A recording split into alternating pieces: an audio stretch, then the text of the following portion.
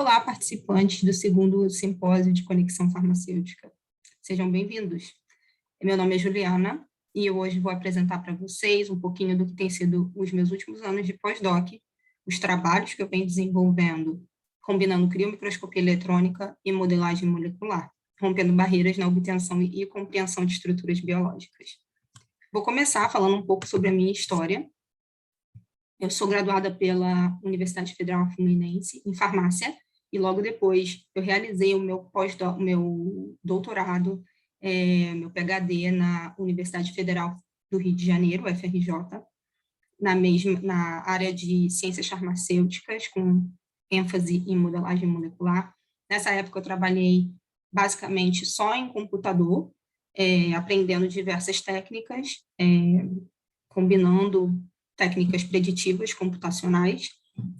E, em seguida, eu me mudei para São Paulo, onde eu realizei um pós-doc ainda na mesma área, e aí eu me dei conta de que eu gostaria de ter um conhecimento mais amplo, que não só envolvesse a área de modelagem molecular, mas também uma parte experimental.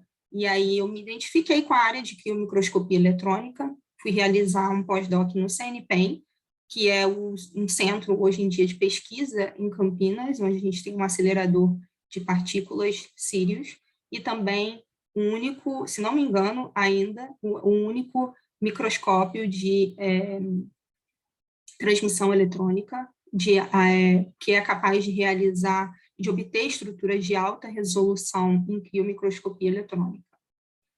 Logo depois desse pós-doc, eu viajei para cá, para os Estados Unidos, para realizar um outro pós-doc ainda na área de criomicroscopia eletrônica, porque esse primeiro pós-doc ele foi mais centrado na parte teórica, e eu queria aprender a técnica como um todo, como preparar uma amostra, todas as etapas.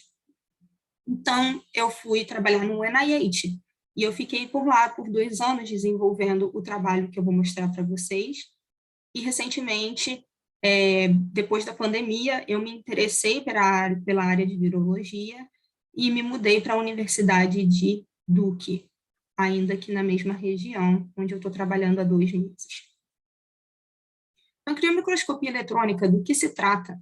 Muitas pessoas imaginariam que se trata disso, mas, na verdade, se trata mais disso. A gente obtém amostras, aplica a amostra num suporte e realiza um congelamento rápido dessas amostras. Então, essa amostra ela vai estar ainda num solvente, que seria água, um tampão, que é o mais próximo do que a gente tem do estado fisiológico dessa molécula. Essa amostra, depois de ser colocada nesse suporte, ela pode ser levada ao microscópio, que é esse equipamento que a gente vê na imagem à direita. Esse aqui é um dos microscópios de transmissão eletrônica mais modernos que a gente tem atualmente. Ele tem que ser abrigado praticamente numa sala.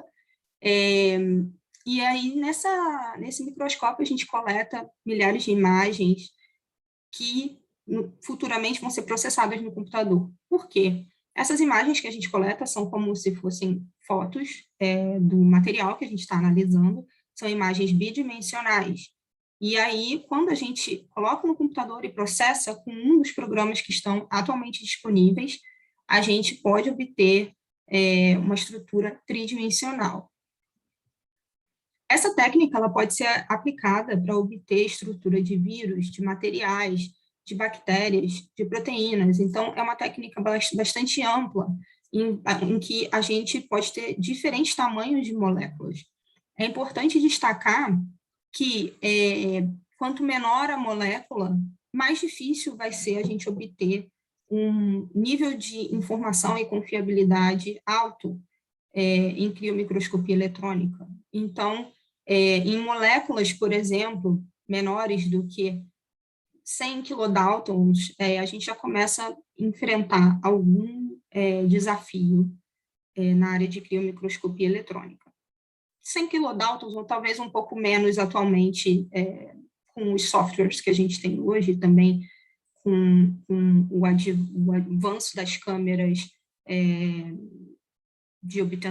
para obtenção de imagens nesses microscópios de transmissão eletrônica.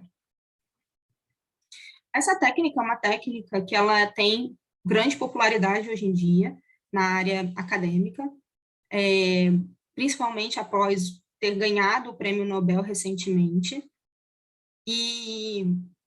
Porém, né, nessa época da pandemia, como a gente pode ver nesse artigo de 2020, a criomicroscopia eletrônica também tem se difundido na área industrial farmacêutica. E, por exemplo, na AstraZeneca, eles implementaram um microscópio de criomicroscopia de transmissão eletrônica, a área de criomicroscopia eletrônica, para descoberta de novos fármacos. E a gente vê aqui também algumas palavras do head da Pfizer, da Facility de criomicroscopia eletrônica na Pfizer, falando como essa técnica contribuiu e impactou em programas para desenvolvimento de pequenas moléculas, vacinas e outros. Então, essa técnica, como eu estava falando, ela é uma técnica em que a gente vai ter uma amostra líquida nesse tampão ou num meio aquoso. A gente aplica 3 microlitros, geralmente são 3 microlitros nesse suporte.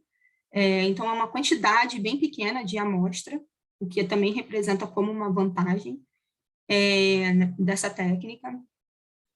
A gente pode fazer o congelamento rápido dessa amostra manualmente. Então, a gente vai fazer o blot, que a gente chama, retirar o excesso de líquido desse grid e fazer o congelamento rápido. Esse congelamento rápido permite que a gente obtenha um estado dos átomos da água que não é um estado cristalino, então é um estado amorfo.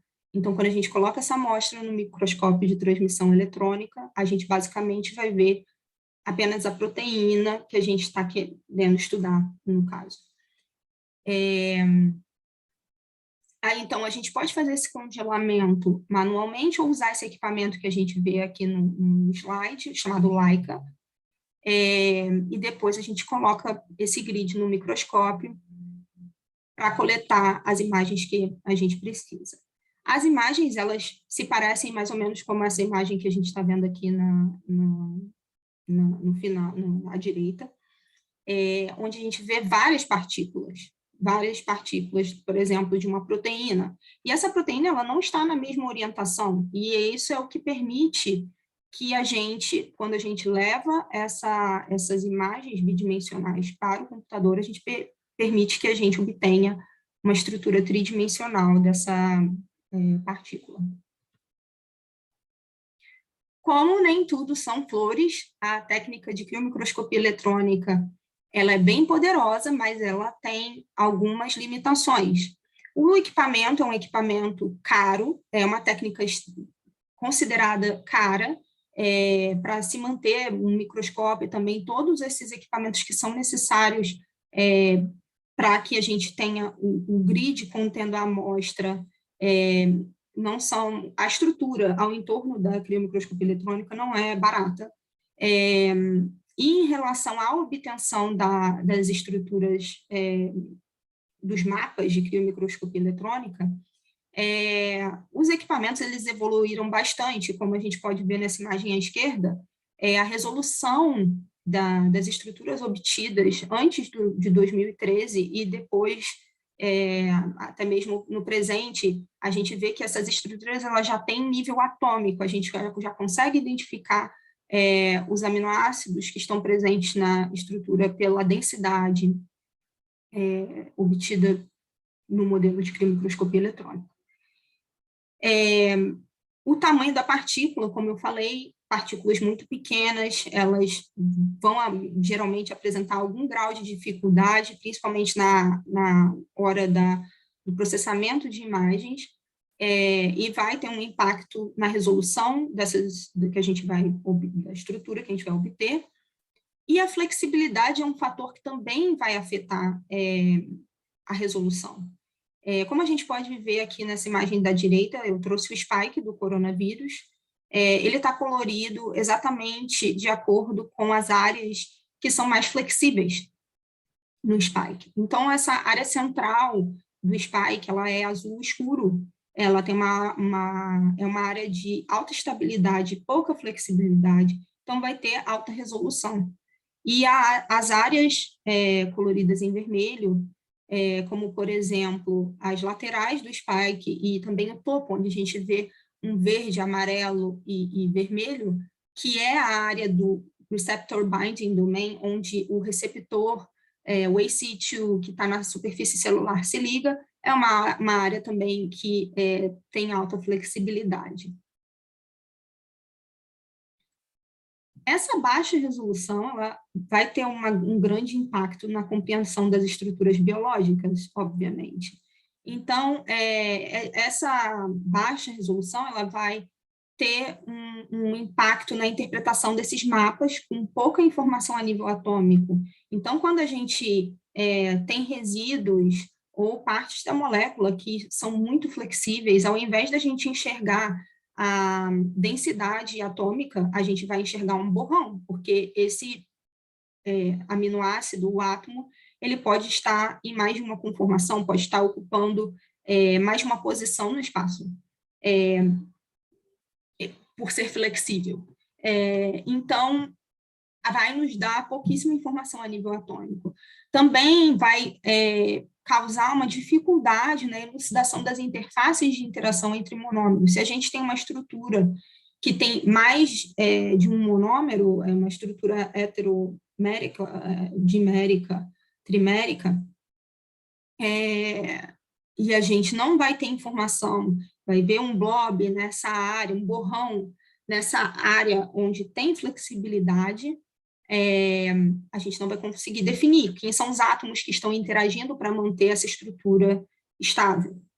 Também vai impactar na correlação entre a densidade obtida e o modelo atômico. Então, mesmo que a gente já tenha um modelo atômico obtido por cristalografia, por exemplo, quando a gente tentar encaixar esse modelo atômico na densidade obtida por criomicroscopia eletrônica, esse modelo ele vai poder ser encaixado de diversas formas diferentes. Assim como também vai ter outros impactos. Esses três são os que mais vão impactar nessa questão que eu vou trazer aqui hoje. Então, esses modelos matemáticos, a modelagem molecular como um todo, ela pode ser uma ferramenta bastante poderosa para ajudar nessas três limitações que a gente tem na área de criomicroscopia eletrônica, quando a gente não tem uma certeza do que pode estar naquela região interagindo, mas a gente tem um blob onde a gente pode encaixar um modelo atômico, ou a gente não consegue definir quem são os átomos, quem são os resíduos que estão naquela região, e a gente não tem um modelo atômico, também podemos recorrer às técnicas de modelagem molecular. Esse aqui foi o primeiro trabalho que eu desenvolvi combinando a modelagem molecular com esse tipo de técnica. Não foi exatamente criomicroscopia eletrônica, foi a técnica de negative staining, onde a gente aplica esse staining na superfície da proteína, da partícula que a gente está analisando. Nesse caso, a gente obteve a primeira reconstrução tridimensional da hemocianina de Scolopendra subspinipes. A hemocianina é uma molécula envolvida no transporte de oxigênio, e a gente não tinha nenhuma informação, não tinha nenhum modelo atômico dessa estrutura. A gente utilizou modelagem comparativa para obter as subunidades que participavam para a formação da hemocianina desse organismo, e também a gente realizou o docking molecular entre, aqui a gente chamou de SUSU1 e SUSU2, as subunidades dessa estrutura, e a gente realizou o docking entre SUSU1 e SUSU1, SUSU2 e SUSU2, e SUSU1 e SUSU2, e a gente viu que o mais provável era o que a gente... a comunicação entre esses monômeros seria mais ou menos desse jeito que a gente está vendo aqui à direita, na figura direita embaixo. Essa densidade que a gente está vendo, como eu estava descrevendo para vocês, que acontece na área de criomicroscopia, ela é uma densidade que não permite que a gente mal conte quantos monômeros existem nessa estrutura, e muito menos, a gente não consegue identificar a posição exata dos átomos nessa densidade, porque esses átomos eles podem ser encaixados de diversas maneiras. Então, nesse caso, a modelagem molecular ela só trouxe para a gente um nível maior de confiabilidade de como esse modelo atômico poderia se encaixar na densidade obtida utilizando o microscópio de transmissão eletrônica. Como todos nós estamos familiarizados com a pandemia de Covid-19, no ano passado, no ano de 2019, essa pandemia começou, e em 2020, em fevereiro de 2020, a gente obteve, a gente pôde ver na literatura a primeira publicação com o spike do coronavírus, que vem sendo uma das estruturas mais comentadas durante essa pandemia. Essa estrutura ela é extremamente importante para o vírus, como vocês já devem ter ouvido falar bastante. Aqui a gente tem o spike interagindo com o receptor ACE2, a gente tem uma protease na superfície das células que vai clivar esse spike para que a máquina responsável pela fusão ela atue e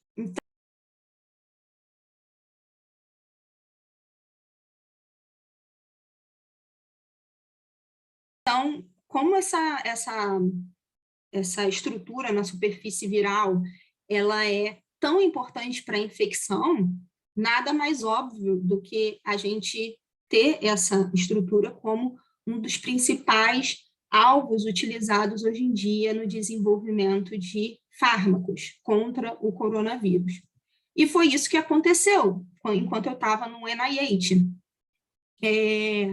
Nesse momento, a gente desenvolveu nanoanticorpos a gente estava tentando desenvolver nanoanticorpos contra o SARS-CoV-2, que é o coronavírus. Nessa época,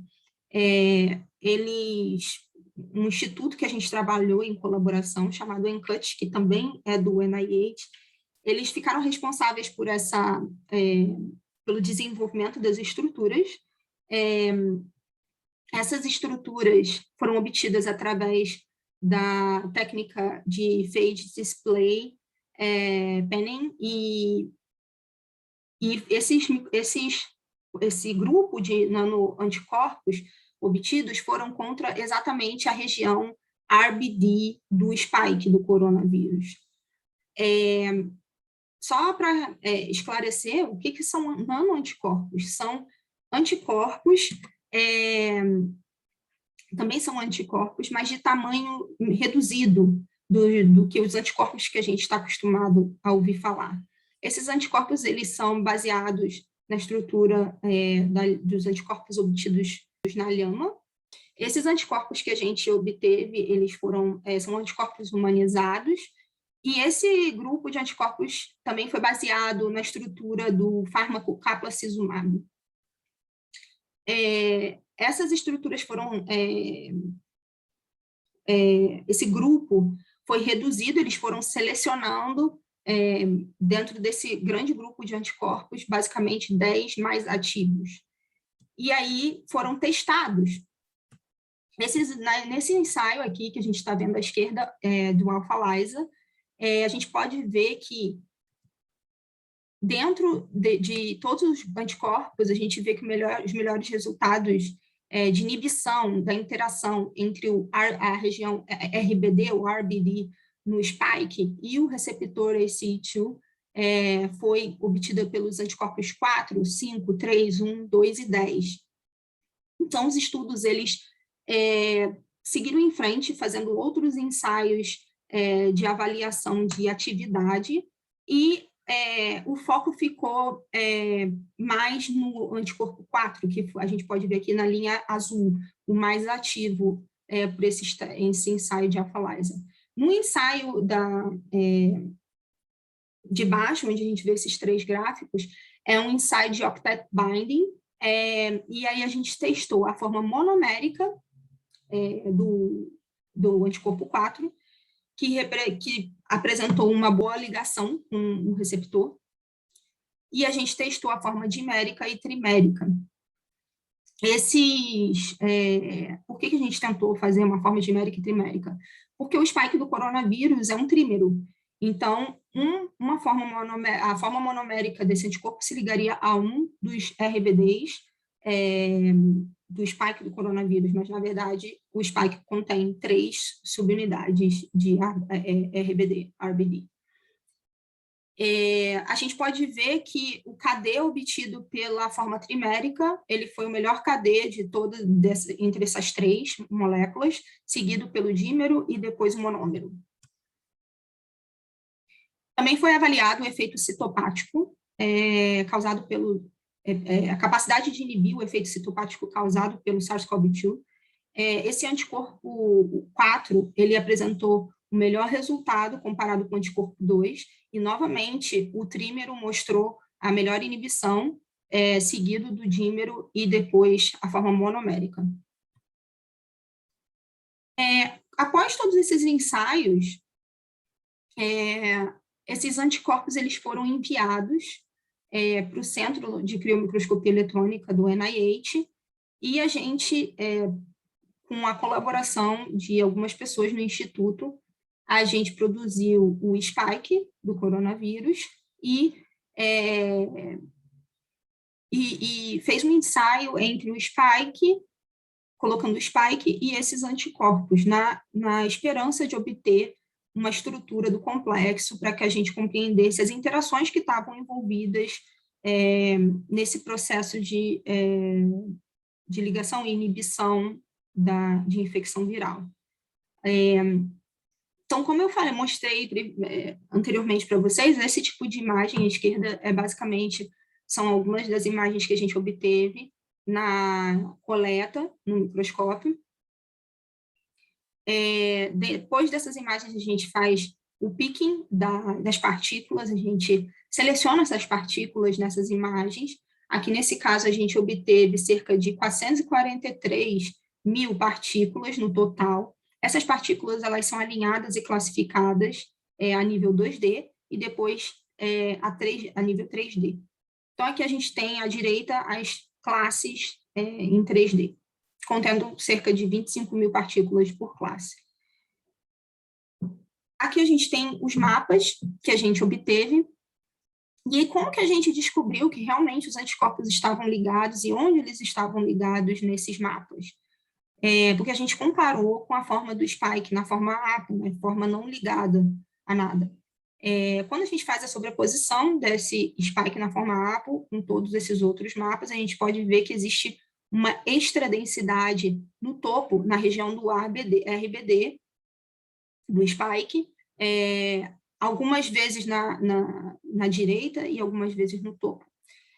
O que foi interessante também nesse resultado foi que a gente observou uma extradensidade no mapa entre o complexo do nanoanticorpo 4 com o spike, não só no RBD, que estava na conformação aberta, mas também no RBD que está na conformação fechada. Isso foi obtido, essa estrutura foi obtida utilizando um monômero do nanoanticorpo 4. Então, com esses mapas, a gente pode definir que a gente obteve, basicamente, 2 grupos de modos de ligação para esses anticorpos, 2 tipos de epitopo. Os anticorpos que se ligavam no topo do RBD, que são considerados do grupo 1, e os anticorpos que se ligam na lateral do RBD, que foram considerados anticorpos do grupo 2.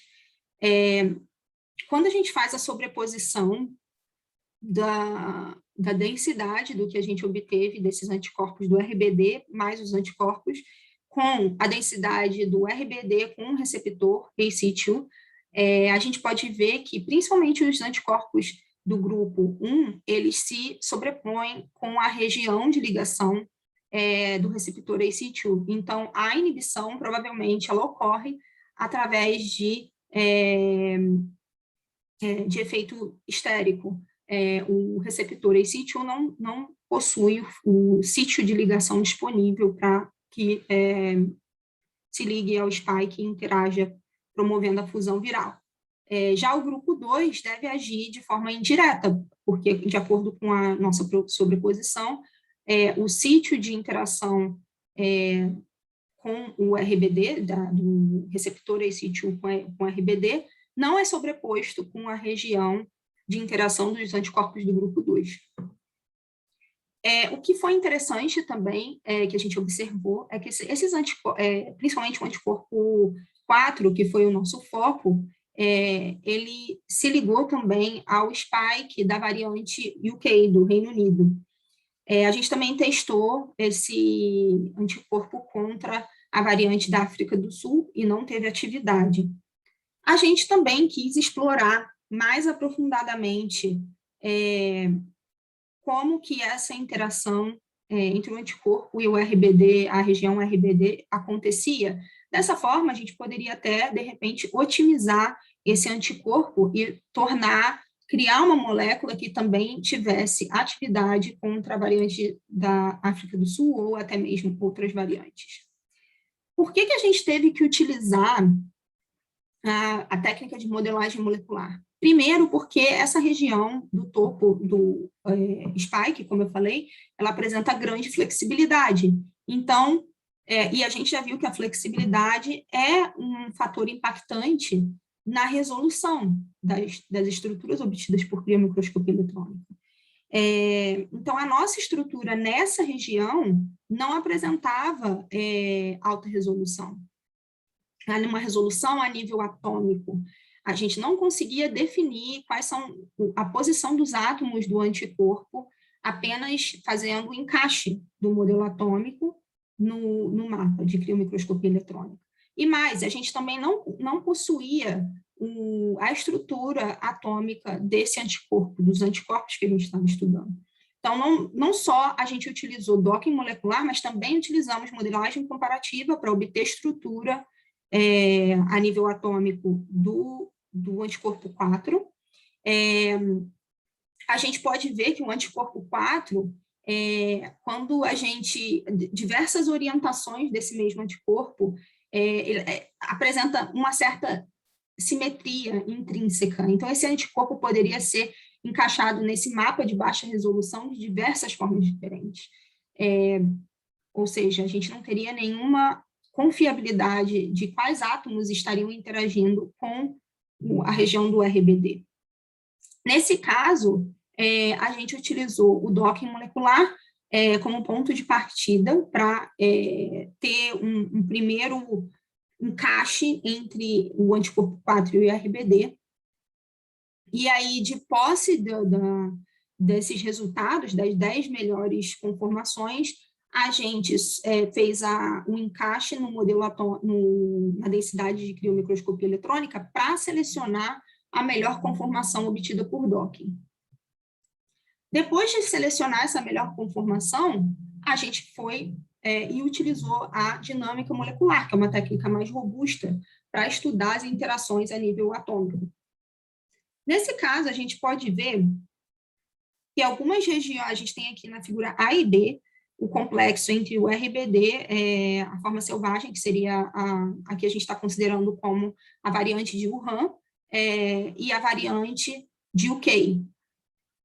Comparando esses dois complexos, a gente vê que a forma de ligação do anticorpo 4 é basicamente a mesma para os dois complexos, com a região variável desse anticorpo, o CDR3, sendo a região que mais participa de interações, e também a gente observou uma discreta, nesse sausage plot, a gente observou uma discreta estabilização no complexo envolvendo o nanoanticorpo 4 e o RBD da forma UK. Então, esse complexo ele se apresentou ligeiramente mais estável do que o complexo com a forma de Wuhan, que foi extremamente interessante para a gente. Como a primeira molécula que também estaria descrita, que seria ativa contra também a forma de Wuhan. Como eu falei anteriormente, a região do CDA, a região variável CDR3, é a região que mais apresentou interações. A gente pode ver aqui nesse gráfico de energia de interação, os resíduos que estão na região CDR3, e um dos resíduos que está na região constante, que é a arginina 76, apresentou a contribuição energética mais elevada para a estabilização nos dois complexos. A gente também fez um cálculo de energia livre de ligação para os dois complexos, e como já esperado, que a gente observou no sausage plot, a energia livre de ligação para o complexo desse anticorpo com a variante UK foi ligeiramente mais estável do que a energia obtida para o complexo com a variante de Wuhan. Aqui a gente, com uma das conformações que a gente obteve na dinâmica molecular, a gente mostra o porquê dessa ligeira estabilização. À esquerda, a gente vê que no complexo com a variante de Wuhan, esse resíduo arginina 76, ele participa de duas interações iônicas com o resíduo glutamato 484, o ácido glutâmico 484, e esse resíduo também participa de uma outra interação, uma ligação de hidrogênio com a serina 25. Desculpe. E à direita, a gente vê que no complexo com a variante de UK, este resíduo, ele participa de duas interações,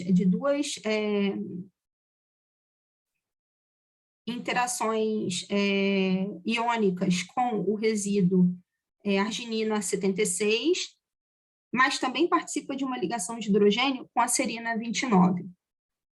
Por que no caso da variante de UK, esse sistema é mais estável, aparentemente mais estável?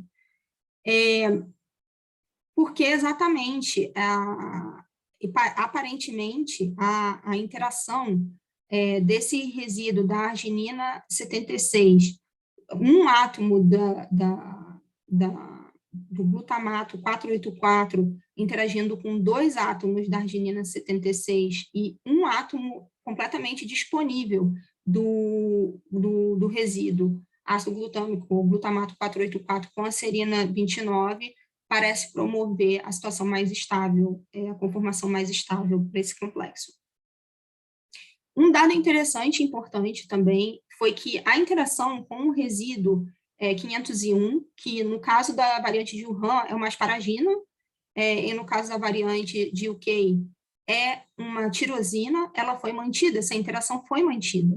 E não só foi mantida, como no caso da variante de UK, essa interação, a interação do resíduo tirosina ocorre não só com um átomo do anticorpo na região variável, mas também fazendo uma ligação de hidrogênio, mas também uma interação pp-stacking com o triptofano 111 do nanoanticorpo 4. Então, essa seria a explicação pelo qual a gente vê essa ligeira estabilização, maior estabilização, essa energia de ligação maior para o complexo envolvendo a variante de UK. Então, como conclusão desse trabalho, primeiramente, falar que esses resultados de modelagem molecular, eles foram bastante animadores para a gente e foram utilizados, estão sendo utilizados na otimização desses nanoanticorpos para que a gente consiga obter um nanoanticorpo que seja ativo contra outras variantes do coronavírus, possivelmente um anticorpo que abranja todas as variantes, o que demonstra quão poderoso é a gente utilizar os métodos computacionais combinado com a criomicroscopia eletrônica.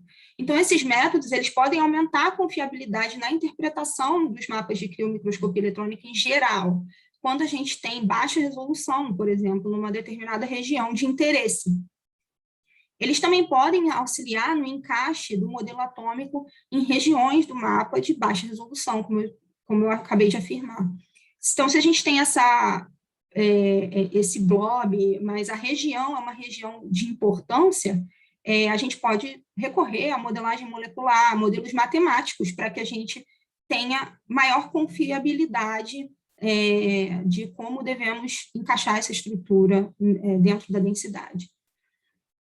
E também as informações obtidas por cálculos preditivos podem auxiliar na rápida otimização de potenciais agentes terapêuticos.